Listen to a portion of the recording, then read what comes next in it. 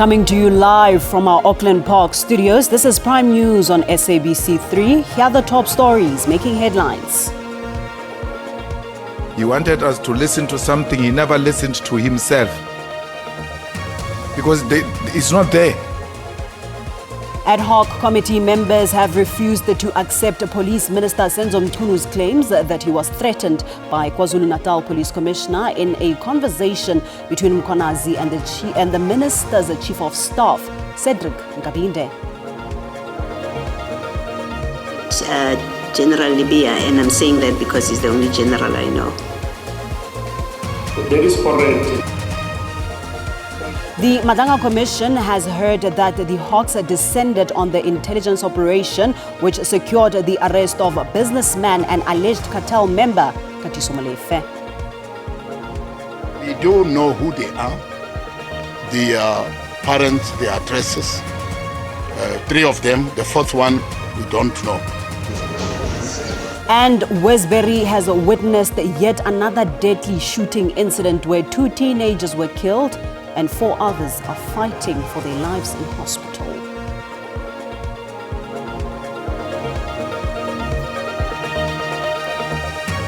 At the back of those headlines, it's a touch just after 8 o'clock. A very good evening to you and welcome to Prime News on 3. I am Paulette Nao. Great to be in your company this evening. Let's get right into it.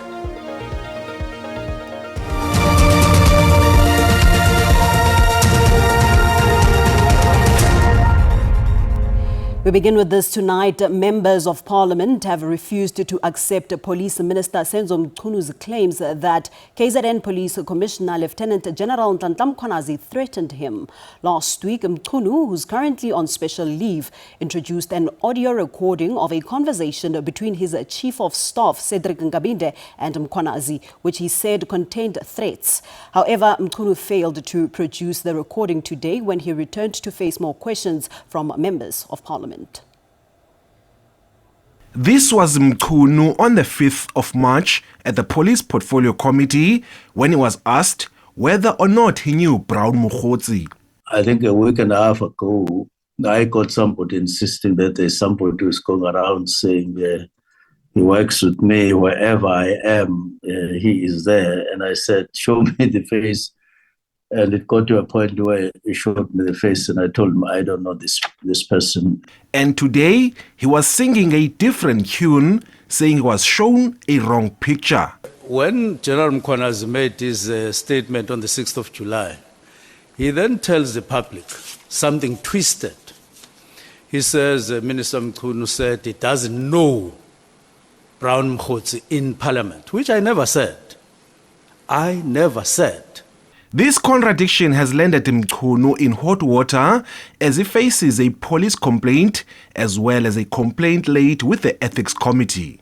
He was also cornered on the audio clip which he alleged he was threatened by Mkhwanazi after he disbanded the political killings task team. I was under an impression that it had been recorded when the recording of their conversation had started, and it turns out that it had not started on the first day when that was mentioned. It only started on the 5th day. The minister does not have a recording. He told us he's got a recording and he wants us to play. That's number 1. Number 2, he wanted us to listen to something he never listened to himself. Because it's not there. And that's what you should be asking the minister. Not that where we are now, we don't have a recording. That recording doesn't exist.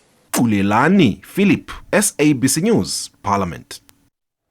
Meanwhile, the Madlanga Commission, probing the same allegations of criminality, political interference and corruption in the criminal justice system, has heard that the Hawks descended on the intelligence operation which secured the arrest of businessman and alleged cartel member Katiso Molefe, allegedly under the instruction of the National Hawks head, who at the time was General Godfrey Lebeya. This as Witness A detective who worked on the Armand Swart murder, continued to testify on the alleged interference that followed this high-profile murder. Witness A's testimony on the 6th of December 2024 arrest of alleged cartel member Katiso Molefe read like a movie script as he gave evidence that the operation, which fell under the intelligence wing, attracted the attention of the Hawks, who demanded answers in what Witness A described as a tense atmosphere. Did they say who their general was? They told us that they're being sent by their general national head, and then they didn't really say the name, but there will be only one national head of the Hawks at that time. Even if you are told that, you wouldn't then ask for the name. You would know who that person is. This prompted further clarity-seeking questions from the Commission's bench. Was it General Libya? And I'm saying that because he's the only general I know.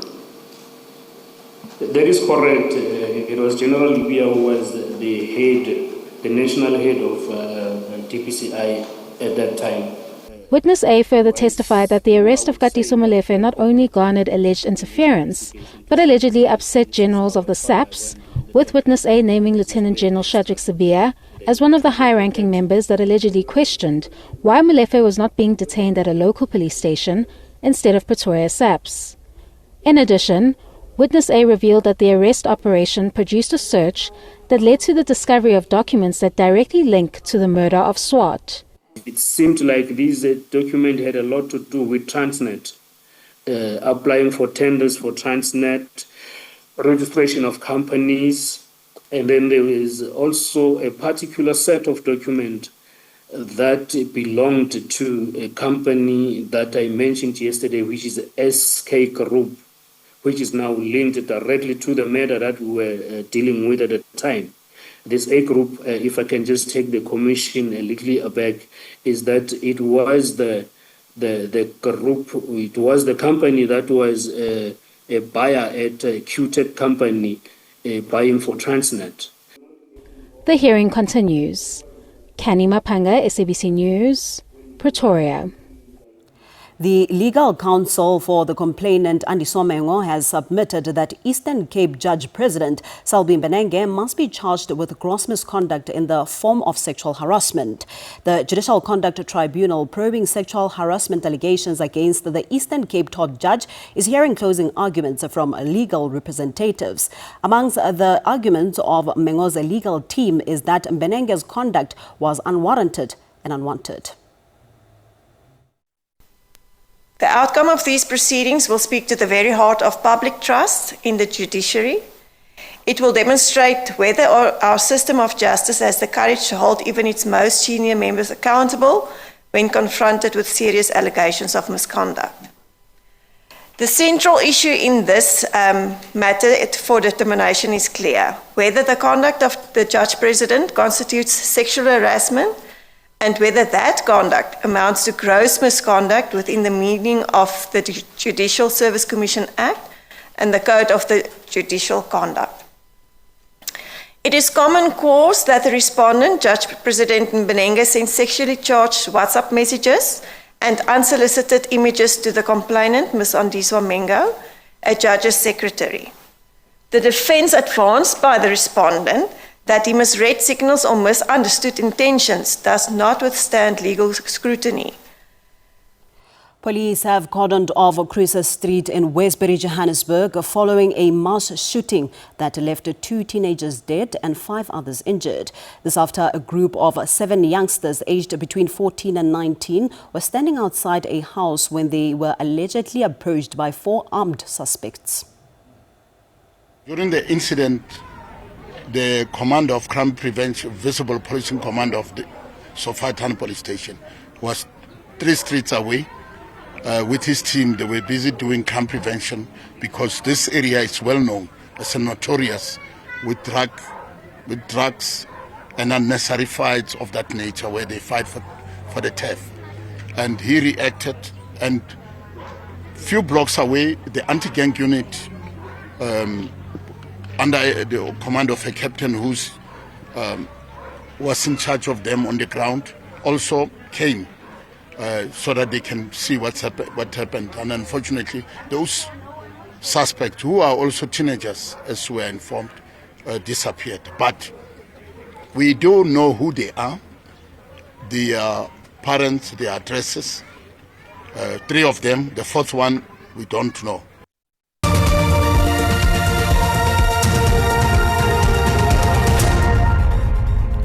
Welcome back. Let's continue with this. The KwaZulu-Natal Department of Education says the first day of Matric examinations has been without any glitches so far. Education authorities say they've put in place strict measures to ensure the smooth running of the exams. Close to 200,000 Matrics will sit for the exams in the province. I must indicate that we've received reports across the province, because the number of schools that are writing have started today. There's no disruption that has been reported. That means we're ready, and we must really appreciate the role that is played by the community at large and our educators who have been teaching our learners, and also parents who allow their children to go to school and motivate them. The Free State MEC for Education, Dr. Mamiki Maboya, says they are confident that the Matric class of 2025 will retain the province's position as the best performing province in the country. Maboya says her department has offered all necessary support to grade 12 learners to ensure they reach the target of a 95% pass rate and a 50% bachelor's passes. We have given our learners a lot of support. We have had extra classes, some of them, happening during holidays, weekends, and so on. So we have really given our kids a lot of support. We have conducted even virtual lessons, especially in your critical subjects such as your maths, science, and so on. And we have also provided our learners with a lot of supplementary material, both, hard copies as well as soft copies. To this now, former apartheid spy Craig Williams has wrapped up his testimony in the Cradock 4 inquest in the Gqeberha High Court in the Eastern Cape. Williams, who served as a section head of the State Security Council at the time, denied any involvement with the planning or execution of Matthew Goniwe, Fort Kalata, Spero Mkhonto and Sicelo Mhlawuli, known as the Cradock 4. He rejected allegations made by Jan van Jaarsveld at the Truth and Reconciliation Commission that Williamson gave him the order to conduct an observation on Goniwe so that he can be killed in his home in Cradock. A life dedicated to infiltrating enemy lines. His job during apartheid was to blend into organizations like the ANC and the National Union of South African Students, gathering information and feeding it back to the apartheid state. Over years, the threat increased and state reaction increased, and we got to a situation where we were basically in a civil war. The revolutionary enemy was not only threatening the stability of the state. I mean, we've all heard the evidence of the situation in the Eastern Cape at that time. Williamson told the court that he applied for and was granted amnesty at the TRC on 3 separate incidents. His argument? He has been honest and forthright about all transgressions during the time of apartheid. Why would he lie now? Now, that personality of living through lies, is this what is happening today in court? No, my lady. You are a fundamentally dishonest man. Do you have any comment on that? I have no comment. Thank you, my lady. But to deny it. Gerrit Erasmus and Isaac Krapis Engelbrecht will take the stand on Wednesday, both as persons of interest. Kim Daniels, SABC News, Gqeberha.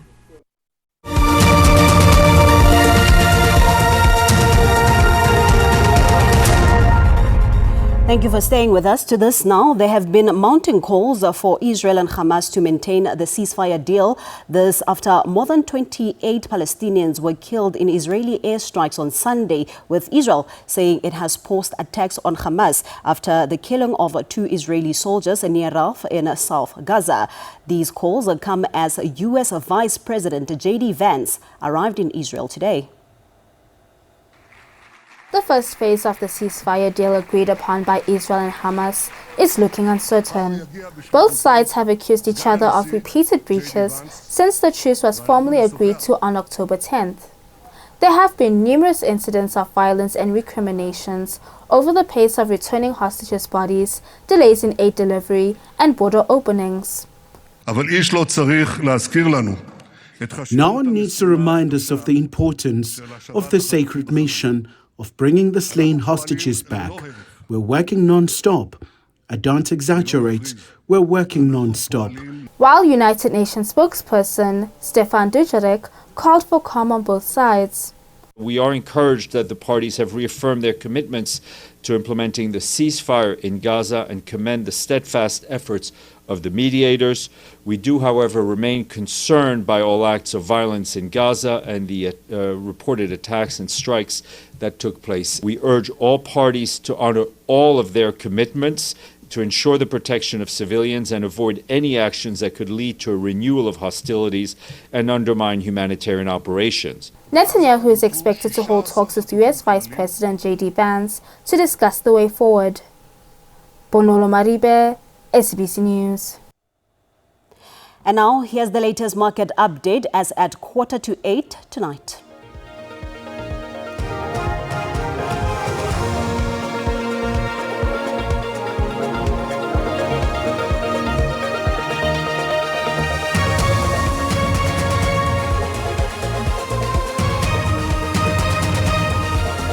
That concludes our time together this evening. Much gratitude for joining us. Your latest weather forecast is up next. But for myself, it's good night. God bless. Hula.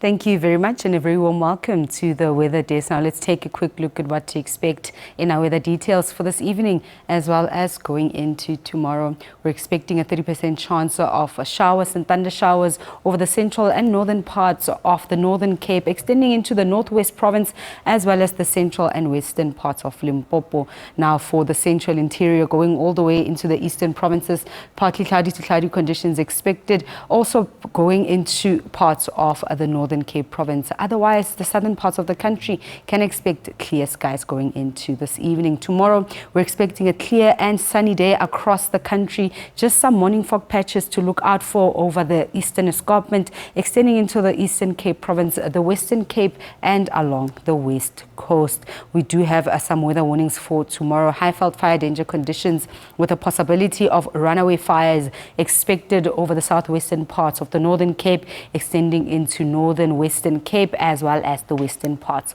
of the Eastern Cape province. Overnight temperatures are expected to remain fairly cool for most parts of the country. 12 as a minimum in Bloemfontein, 7 in Bethlehem, 8 overnight in Johannesburg, along the east coast, 15 in Durban, 9 expected as an overnight minimum in Pietermaritzburg, 12 in East London, 14 in George and Cape Town, Sutherland slightly cooler with a minimum of 12. We're expecting temperatures to peak at maximums of 28 in Bloemfontein, slightly cooler here in Johannesburg with a maximum of 23, 25 expected in Pretoria, up north warming up to 28 in Messina and along the east coast, 29 in Richards Bay, Durban cooler at a maximum of 25, 27 in Gqeberha, 33 in George. Cape Town will be very warm with a maximum of 35. Sutherland also quite warm, peaking at 30. That's all from the weather desk.